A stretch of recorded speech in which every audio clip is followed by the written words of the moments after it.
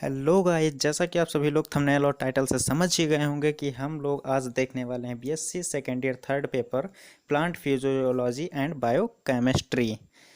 तो फिर गाइस, इसके पहले जो पहला वीडियो था वो BSc second year first paper families of plant का था। तो चलिए गाइस, स्टार्ट करते हैं और लगाते हैं एमसीक्यूज की हाफ सेंचुरी आज भी। तो चलिए गाइज, स्टार्ट करते हैं। जैसा कि आप लोगों ने स्क्रीन पर देखा होगा, प्लांट फिजियोलॉजी एंड बायोकेमिस्ट्री, जो कि ये वैसे भी मल्टीपल में था। तो चलिए इसको देखते हैं। जो देखिए, आज मल्टीपल जो 4 ऑप्शंस दिए होते हैं वो हमने नहीं रखे हैं, केवल मेन जो आंसर होता है उसी को रखा है, क्योंकि जो मेन याद होता है तो वही याद रहता है। मल्टीपल में 4 देखकर वहाँ भी मन भ्रमित में पड़ जाता है, इसलिए हमने एक एक अलग से लिख लिए हैं। तो चलिए गाइस, शुरू करते हैं। पहला क्वेश्चन है, जल का अवशोषण जड़ों के किस भाग द्वारा होता है? जल का अवशोषण जड़ों के किस भाग द्वारा होता है? तो इसका करेक्ट आंसर है मूल रोमों के द्वारा। तो गाइज, आप लोगों ने देखा कि जल का अवशोषण जड़ों के किस भाग द्वारा होता है? मूल रोमों के द्वारा। नेक्स्ट क्वेश्चन नंबर 2, मूल रोम के अंदर का परासरण दाब होता है? ये होता है 5 एटीएम। 5 एटीएम होता है मूल रोमों के अंदर का परासरण दाब। तो याद कर लीजिए, मूल रोम के अंदर का परासरण दाब 5 एटीएम। एटीएम एटमॉस्फेयर होता है। नेक्स्ट क्वेश्चन, कोलाइडी तंत्र के 2 फेजों के नाम बताइए। 2 फेज हैं कोलाइडी तंत्र के, कौन कौन से हैं? पहला विक्षेपण फेज, दूसरा जो है परिक्षिप्त फेज। परिक्षिप्त फेज और विक्षेपण phase. Next question, question number 4, emulsion कितने टाइप के होते हैं, कितने प्रकार के होते हैं? ये 2 प्रकार के होते हैं, क्रीम टाइप और बटर टाइप इमल्सन। तो याद कर लीजिएगा, इस इमल्सन कितने प्रकार के होते हैं? 2 प्रकार के, cream type, butter type emulsion. Next question 5, protoplasm में परिक्षिप्त फेज है। प्रोटोप्लाज्म में परिक्षिप्त फेज है ठोस। प्रोटोप्लाज्म में परिक्षिप्त फेज ठोस है। नेक्स्ट क्वेश्चन 6, मूलरोम का जल विभव होता है। मूलरोम का जल विभव कैसा होता है? जैसे मृदा जल के अपेक्षाकृत अधिक ऋणात्मक। इसमें बहुत सारे ऑप्शन मिल सकते हैं। मृदा जल के अपेक्षाकृत अधिक धनात्मक, अधिक ऋणात्मक, या बराबर, किसी भी प्रकार के मिल सकते हैं, लेकिन आपको क्या लगाना है? मृदा जल के अपेक्षाकृत अधिक ऋणात्मक। नेक्स्ट क्वेश्चन देखते हैं 7, किसी कोशिका जल विभव किसके द्वारा कम किया जा सकता है? किसी कोशिका का जल विभव किसके द्वारा कम किया जा सकता है? इसका सही राइट आंसर है विलेय पदार्थों का समावेश करके। विलेय पदार्थों का उसमें समावेश कर दीजिए, और जिससे क्या होगा कि जल विभव कम हो जाएगा। किसी कोशिका जल विभव किसके द्वारा कम किया जा सकता है? विलेय पदार्थों के समावेश करके। नेक्स्ट क्वेश्चन देखते हैं, क्वेश्चन नंबर 8, एक पूर्णतः स्फीत कोशिका को इंग्लिश में टारगेट सेल्स कहते हैं, में किसका मान 0 होता है? एक पूर्ण स्फीत कोशिका टारगेट सेल्स में किसका मान 0 होता है? Suction pressure. इसे सक्शन प्रेशर कहते हैं, चूषण दाब, चूषण दाब कहते हैं, या इसे डीपीडी के नाम से भी जानते हैं। ये शायद इसी में आएगा, भी आगे आएगा। सक्शन प्रेशर, चूषण दाब का मान 0 होता है। एक पूर्णतः स्फीत कोशिका टारगेट सेल्स में किसका मान 0 होता है? सक्शन प्रेशर एसपी का, या डीपीडी।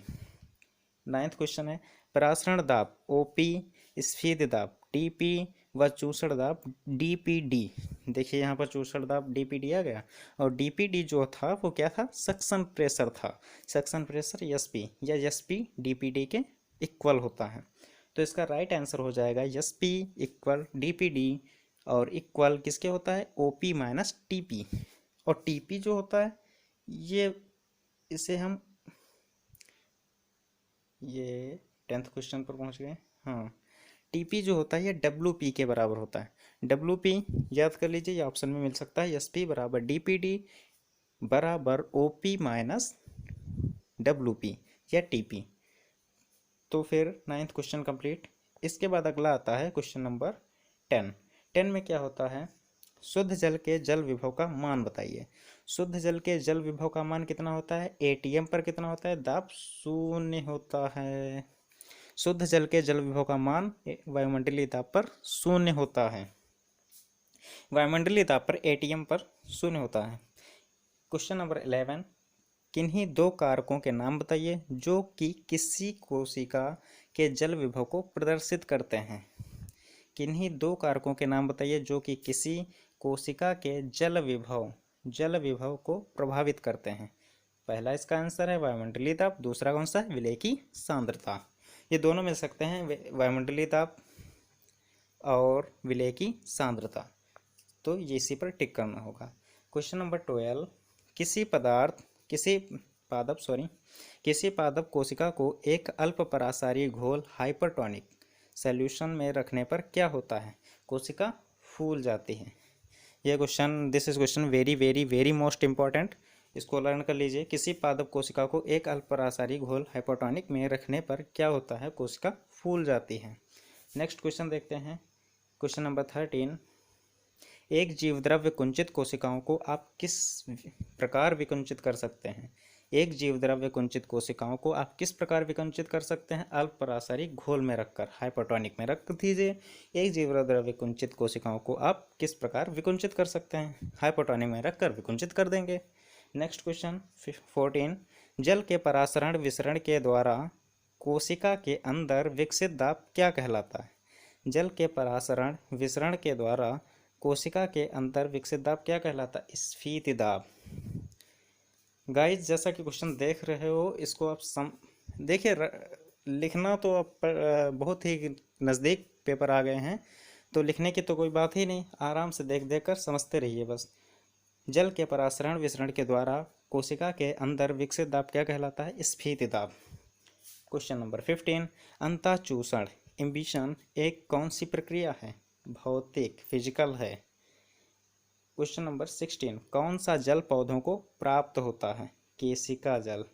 ये this is very really very very important question है, इसको आप रट जरूर लीजिए। कौन सा जल पौधों को प्राप्त होता है? केशिका जल। नेक्स्ट क्वेश्चन 17 है, मूल रोम का जल विभव होता है मृदा जल की तुलना में अधिक ऋणात्मक। मूल रोम का जल विभव होता है मृदा जल की तुलना में अधिक ऋणात्मक। क्वेश्चन नंबर 18 कहाँ गया? क्वेश्चन नंबर 18, कौन सा पौधा वायुमंडल से जल अवशोषित करता है? आर्किड। आर्किड जो होता है वो पेड़ वायुमंडल से जल को अवशोषित करता है। वैसे सभी पौधे तो मूल रोमों से अवशोषित करते हैं, लेकिन आर्किड का पौधा जो होता है वायुमंडल से जल अवशोषित करता है। नेक्स्ट क्वेश्चन नंबर 19, किस प्रकार के जल अवशोषण में कोशिका की उपापचयी ऊर्जा उपयुक्त होती है? सक्रिय जल अवशोषण में। किस प्रकार के जल अवशोषण में कोशिका की उपापचयी ऊर्जा उपयुक्त होती है? सक्रिय जल अवशोषण में। क्वेश्चन नंबर 20, मृदा जल की वह प्रतिशत मात्रा जिस पर उस मिट्टी में उगने वाले पौधे स्थायी रूप से मुरझा जाते हैं क्या कहलाते हैं? स्थायी मलान गुणांक। जैसे कि आप लोग देखते हैं कि कोई खेत है और उसमें यदि अधिक पानी हो जाए तो फसल जो होती है वो मुरझा जाती है, मुरझा टाइप में, उसे कहते हैं स्थायी मलान गुणांक। अगला क्वेश्चन नंबर 21, आर्किडेसी कुल के अधिपादपीय पौधों में वायवीय जड़ें होती हैं, इनमें कॉर्टेक्स के बाहर की ओर कौन ऊतक पाया जाता है? वेलामेन ऊतक। आर्किडेसी कुल के अधिपादपीय पौधों में वायवीय जड़ें होती हैं, इनमें कॉर्टेक्स के बाहर की ओर कौन सा ऊतक पाया जाता है? वेलामेन ऊतक। अगला क्वेश्चन नंबर 22, मृदा में उपस्थित जल की संपूर्ण मात्रा के समतुल्य तकनीक शब्द बताइए। समतुल्य तकनीक शब्द होता है होलार्ड। मृदा में उपस्थित जल की संपूर्ण मात्रा के समतुल्य तकनीक शब्द बताइए, होलार्ड। क्वेश्चन नंबर 23, पौधों द्वारा अवशोषित पानी का एक माप है, उसे कहते हैं चरसड। मतलब कि पौधे जो होते हैं वो जितना पानी अवशोषित कर लेते हैं, अपने अंदर खींच लेते हैं, उसे हम चरसड कहते हैं। और वह पानी, क्वेश्चन नंबर 24 में, वह पानी जिसका उपयोग पौधों द्वारा नहीं किया जाता। जैसे मान लिया कि कहीं पानी भरा हुआ है और पौधे जितना खींच लिए उसको कहते हैं चरसड, और जितना रह गया नहीं खींच पाया, जैसे दूर पानी पड़ गया, उसे हम कहते हैं इकहर्ड। ये दो नाम हैं, अवशोषित पानी चरसड, और जो बच गया है पानी जिसका उपयोग पौधे नहीं कर पाए उसे हम कहते हैं इकहर्ड। तो नेक्स्ट क्वेश्चन 25, मूल दाब का क्या कारण है? जल अणुओं के बीच संसंजन बल। मूल दाब का क्या कारण है? जल अणुओं के बीच संसंजन बल। नेक्स्ट क्वेश्चन 26 है, वाष्पोत्सर्जन के कारण पर्ण मध्योतक कोशिकाओं में कौन सा दाब बढ़ जाता है?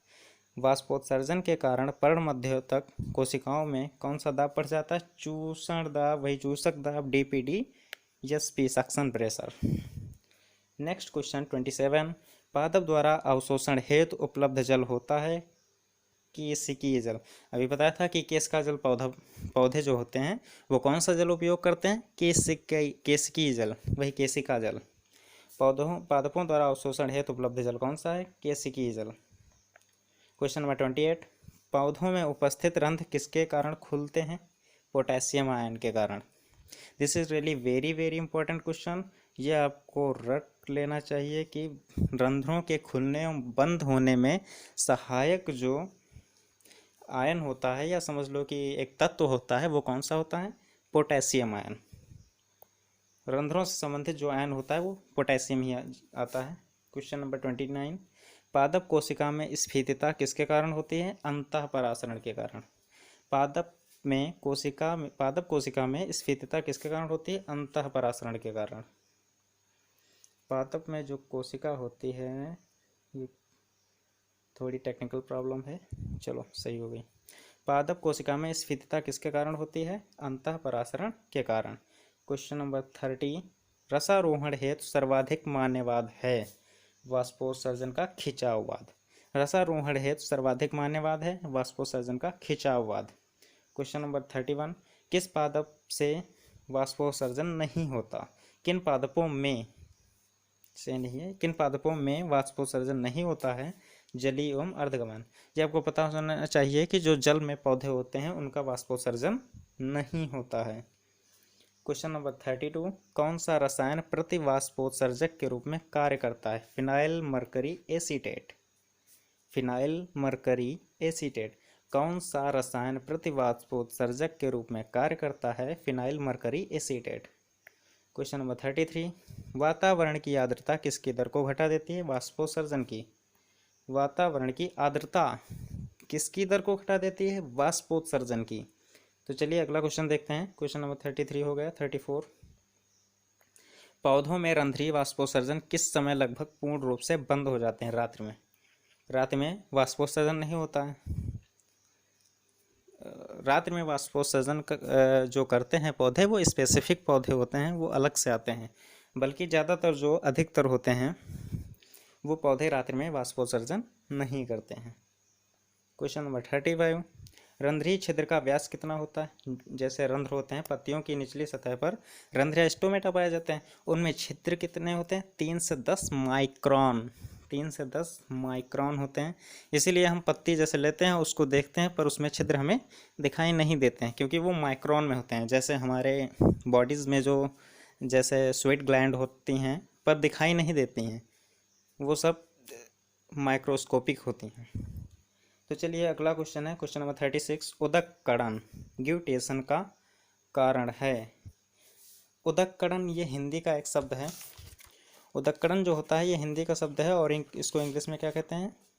इंग्लिश में कहते हैं ग्यूटेशन। ग्यूटेशन का कारण है अधिक मूल दाब। ग्यूटेशन का कारण क्या है? अधिक मूल दाब। ये उदककणन हिंदी पैटर्न आता है उसी में ये उदककणन शब्द लिख दिया गया था। इसको ब्रैकेट में ग्यूटेशंस के नाम से लिख दिया गया। अगला क्वेश्चन है, किस पौधे में रंध्र रात में खुले व दिन में बंद रहते हैं? कैक्टस। जैसा कि अभी पता चला था कि रंध्र जो होते हैं वो किस टाइम बंद हो जाते हैं, क्लोज्ड हो जाते हैं, वो बताया था रात्रि में। लेकिन इसमें क्या है, किस पौधे में रंध्र रात्रि में खुले रहते हैं और दिन में बंद रहते हैं? तो उस पौधे का नाम क्या है? कैक्टस। तो चलिए अगला क्वेश्चन स्टार्ट करते हैं। क्वेश्चन नंबर 38, वायु की आर्द्रता मापने वाला उपकरण है हाइग्रोमीटर। वायु की आर्द्रता किससे नापते हैं? हाइग्रोमीटर के द्वारा। नेक्स्ट क्वेश्चन 39, हरे पौधे वातावरण से नाइट्रोजन प्रायः किस रूप में लेते हैं? नाइट्रेट के रूप में। हरे पौधे जो होते हैं वातावरण से नाइट्रोजन प्रायः किस रूप में लेते हैं? नाइट्रेट के रूप में। क्वेश्चन नंबर 40, किन्हीं दो खनिज तत्वों के नाम बताइए जिनकी हरिमहीनता क्लोरोसिस होती है। Fe और Mg, इन दो तत्वों की कमी हो जाए क्या हो जाती है? हरिमहीनता हो जाती है, क्लोरोसिस हो जाती है। क्वेश्चन नंबर 41, फास्फोरस किसके लिए एक संरचनात्मक तत्व है? फास्फोरस किसके लिए एक संरचनात्मक तत्व है? न्यूक्लिक एसिड के लिए। न्यूक्लिक एसिड के लिए क्या है? फास्फोरस एक संरचनात्मक तत्व है। क्वेश्चन नंबर 42 है, कौन सा सूक्ष्म तत्व पौधों में डाई बैक डिजीज से संबंधित है? कौन सा सूक्ष्म तत्व जो डाई बैक डिजीज से संबंधित है? कॉपर, Cu जो होता है कॉपर, कौन सा वो तत्व ऐसा है कि जिससे डाई बैक डिजीज हो जाता है कमी से। क्वेश्चन नंबर 43, एक ऐसे तत्व का नाम बताइए जो जल एवं Ca कैल्शियम के अवशोषण को बढ़ाता है। उस तत्व का नाम है बोरान। बी जो होता है बोरान, वो जल एवं कैल्शियम के अवशोषण को बढ़ाता है। क्वेश्चन नंबर 44, चुकंदर को बीट कहते हैं इंग्लिश में, के अंतः विलगन हर्ट रोग का कारण किस तत्व की न्यूनता से है? बोरान तत्व की जब कमी होगी तभी चुकंदर में अंतः विलगन होगा, हर्ट रोट इसे कहते हैं। तो चलिए अगला क्वेश्चन स्टार्ट करते हैं। क्वेश्चन नंबर 45, पौधों की सामान्य वृद्धि के लिए आवश्यक पोषक तत्वों की संख्या बताइए। इसकी संख्या 16 है। 45 जो क्वेश्चन है, पौधों की सामान्य वृद्धि के लिए आवश्यक पोषक तत्वों की संख्या बताइए, 16 है। Question number 46,